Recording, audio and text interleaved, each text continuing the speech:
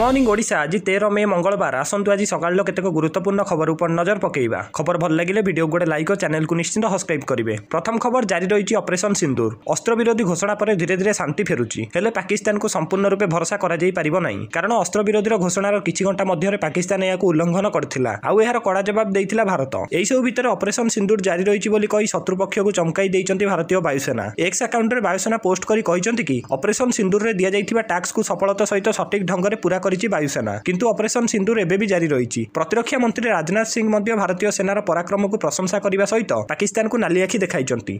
Operation सिंदूर केवल सामरिक कार्यानुष्ठान नुहे बरं यह राजनैतिक सामाजिक और रणनैतिक इच्छा शक्तिर प्रतीक। तेणु सीमार एपटे किंबा सेपटे आतंकवादी को आदे बर्दास्त कराजिबनी। पाकिस्तान पुराणा अभ्यास रही पछपटे छुरी मारिबा, किंतु एथर सजग सतर्क और दंभर सह प्रतिटी आक्रमणर प्रतिजवाब देबाक प्रस्तुत रही भारतीय सेना। परवर्ती खबर तातीरु नाही निस्तार। खरा ताती और प्रबल गुळुगुळीले संतुली हेउचंती राज्यवासी। सकाळ 8टा परठु एमिति झांझी पवन बहुत जे घर बाहरी असंभाळ हो जाउची। उपकूलरू उत्तर पश्चिम और दक्षिण सबुआडे जेमिति आकाशरू खसुची निया। विशेषकर पश्चिम ओडिशार असंभाळ खरा जोगु लोक त्राही त्राही डाकुचंती। राज्यर एभली असह्य गरम आउरी 4 दिन लागि रहिबो। 15 तारिख पर्यंत राज्यर किछि स्थान रे तापमात्रा 40 डिग्री टपिबा नै पूर्वानुमान करिछि आंचलिक पाणीपाग केन्द्र। अधिकांश जिल्ला रे रेड अलर्ट जारी करछि आंचलिक पाणीपाग केन्द्र। गतकाली 19टी सहरर तापमात्रा 40 डिग्री पार करथिला। परवर्ती खबर भुवनेश्वर रे स्थापन हेबो साइंस सिटी। विज्ञान और प्रजुक्ति विद्या को प्रोत्साहन देबा पई भुवनेश्वर रे एक साइंस सिटी एवं कोटी कोटी टंकार मेगा बायोटेक्नोलॉजी पार्क स्थापन कराजिबो बोली विज्ञान और प्रजुक्ति विद्या मंत्री कृष्णचंद्र पात्र रविवार दिन जणाइचंती। राज्य सरकार विज्ञान और प्रजुक्ति विद्या को उन्नति करने को अनेक उद्यम करुचंती। एही प्रयासर अंश स्वरूप राजधानी भुवनेश्वर रे एक साइंस सिटी स्थापन कराजिबो। मुख्यमंत्री मोहन माझी प्रकल्प पई राज्य राजधानी में 100 एकड़ जमी बंटन पई प्रस्ताव अनुमोदन करचंती। वर्तमान भारतर केवल किछि राज्य रे एभली सुविधा रहिछि। मंत्री पात्र कहिचंती मु कोलकाता और हैदराबाद रे थिबा साइंस सिटी गुडी को प्रदर्शन कर सारिछि एवं खूब शीघ्र भुवनेश्वर रे मध्ये एक साइंस सिटी प्रस्तुत हेबो। एहा छात्र छात्री सह साधारण लोकन पई वैज्ञानिक प्रदर्शन करिबो, विज्ञान और प्रजुक्ति विद्या मंत्री कहिचंती। परवर्ती खबर कमिला सुना रूपा दर। आज भारतीय बजार में 22 कैरेट सुना दर 10 ग्राम प्रति रही 90,440 टंका एवं 24 कैरेट सुना मूल्य रही 10 ग्राम प्रति 98,670 टंका। गतकाली अर्थात सोमवार दिन दर सामान्य ह्रास होईछि। ओडिशा राजधानी भुवनेश्वर में 22 कैरेट सुना दर सामान्य ह्रास होईछि। सोमवार भुवनेश्वर में 22 कैरेट सुना दर 10 ग्राम प्रति 90,440 टंका होइथिया बेले 24 कैरेट सुना मूल्य 10 ग्राम प्रति 98,670 टंका रही। देशर प्रमुख सहर मानकर मध्य सुना दर में बड़ परिवर्तन देखिया मिली। देशर आर्थिक राजधानी मुंबई रे 22 कैरेट सुना 90,440 टंका होइथिया बेले 24 कैरेट सुना मूल्य 10 ग्राम प्रति 98,660 टंका रही। गतकाली अपेक्षा आज दर में सामान्य ह्रास होईछि। परवर्ती खबर युद्ध पर कमिला पेट्रोल डीजेल दर। आज भुवनेश्वर रे पेट्रोल और डीजेल दाम रे बड़ परिवर्तन होईछि। आज तेल दर निर्धारण करचंती तैल कंपनी।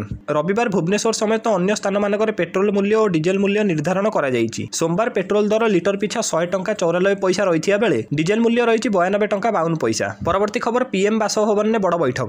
डीजीएमओ को प्रेस मीट पूर्व बड़ बैठक। अपराह्न 2:30 अच्छी डीजीएमओ गुरुत्वपूर्ण प्रेसमिट। भारत पाकिस्तान मध्य मध्याह्न 12टार बसिया जाऊँगी डायरेक्टर जेनेल मिलिटारी ऑपरेशन बा डीजीएमओ स्तरीय बैठक। अस्त्र विरोधी पर एबे पाकिस्तान सह केवल डीजीएमओ स्तरीय बैठक रे ही आलोचना हेबो। कौन से अन्य देश एथिरे शामिल हेबे नाही कि मध्यस्थ करिवे नाही। आगुकु दुई देश मध्य सीमांत शांति बजाय रखिया पई एही बैठक रे आलोचना कराजिबो। परवर्ती खबर मे 27 रे केरल छुईबो मौसुमी। चलित वर्ष शेष रे छुई पारे मौसुमी। एनै पाणीपाग विभाग तरफरु आछि पूर्वानुमान। पाणीपाग विभाग कहि जे दक्षिण पश्चिम मौसुमी वायु आसंता 27 तारिख रे केरल ले पहुंची पारे। साधारणतः मौसुमी जून 1 पर्यंत केरल ले पहुंची थाए, किंतु चलित थर मौसुमी शीघ्र केरल ले पहुंचीबा नै अनुमान करिछि आंचलिक पाणीपाग केन्द्र। जदि मौसुमी 27 सुधा केरल ले पहुंची जाए तेबे या 2009 परठारु प्रथम हेबो, कारण 2009 रे केरल ले मौसुमी मे 23 तारिख रे पहुंचीतिला। साधारणतः दक्षिण पश्चिम मौसुमी जून 1 रे केरल ले पहुंचिया परे जुलाई 8 पर्यंत सारा भारत रे वर्षा होइथाए। 17 सेप्टेम्बर रे मौसुमी भारतर उत्तर पश्चिम अंचल को हटि जाइथाए एवं अक्टोबर 15 पर्यंत संपूर्ण भाबे भारतर उत्तर पश्चिम अंचल फेरी जाइथाए। परवर्ती खबर भारत सेना देला प्रमाण। आतंकवादी को विरोध थिबा ऑपरेशन सिंदूर एबे 100% सफल होईछि। आज 3 सेनार सांबादिक सम्मेलन ने एही सूचना दिया जाईछि। एसो भारत पाकिस्तान मध्य युद्ध विराम पर पाकिस्तान को सेना चेतावनी मध्य देइछि। आज राति को अपेक्षा अस्त्र विरोधी उल्लंघन कले कड़ा जवाब दिया जियो बोली सेना कहिछि।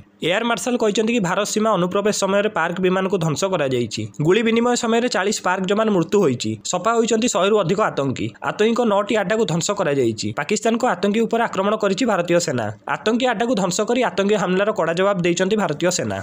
परवर्ती खबर 4 दिनिया ओडिशा गस्तरे आछंती मोहन भागवत। आज संध्या 6टारे भुवनेश्वर विमान बंदर रे पहुंचीबे। कटक गतिराउत पाटना स्थित सरस्वती शिशु विद्या मंदिर रे आयोजित कार्यक्रम को उद्घाटन करिवे। गतिराउत पाटना सरस्वती शिशु विद्या मंदिर रे 12 रु 16 तारिख पर्यंत चालुथिबा विभिन्न कार्यक्रम रे स्वतंत्र अतिथि भाबे जोगदेवे मोहन भागवत। आरएसएस मुख्य ग्रस्त को नजर रे रखी कटक गतिराउत पाटना रे सुरक्षा व्यवस्था को कड़ाकड़ी करा जाईछि। 16 तारिख अपराह्न रे दिल्ली फेरिबे मोहन भागवत। ପରବର୍ତ୍ତୀ ଖବର ପିଏମ୍ ମୋଦିକୁ ଚିଠି ଲେଖିଲେ ରାହୁଲ ଗାନ୍ଧୀ ଓ ଖଡ଼ଗେ। ପ୍ରଧାନମନ୍ତ୍ରୀ ନରେନ୍ଦ୍ର ମୋଦିକୁ ରାଜ୍ୟସଭା ଓ ଲୋକସଭା ବିରୋଧୀ ଦଳ ନେତା ଚିଠି ଲେଖିଛନ୍ତି। ସଂସଦର ସ୍ୱତନ୍ତ୍ର ଅଧିବେଶନ ପାଇଁ ଉଭୟ ଲେଖିଲେ ଚିଠି। ପହଲଗାମ ଆତଙ୍କୀ ଆକ୍ରମଣକୁ ନେଇ ଆଲୋଚନା ଦାବି କରିଛନ୍ତି ବିରୋଧୀ ଦଳର ନେତା। ଅପରେସନ ସିନ୍ଦୁର ଆମେରିକା ପକ୍ଷରୁ ପ୍ରଥମ ଅସ୍ତ୍ରବିରୋଧୀ କଥା ଉଲ୍ଲେଖ ଏହି ଚିଠିରେ ରହିଛି। ଏହାପରେ ଭାରତ ଓ ପାକିସ୍ତାନ ପକ୍ଷରୁ ଅସ୍ତ୍ରବିରୋଧୀ ଘୋଷଣା କଥା ଉଲ୍ଲେଖ ଅଛି। ଏନେଇ ଆଲୋଚନା ପାଇଁ ସ୍ୱତନ୍ତ୍ର ଅଧିବେଶନ ଡକାଯାଉ ବୋଲି ସେ ଦାବି କରିଛନ୍ତି।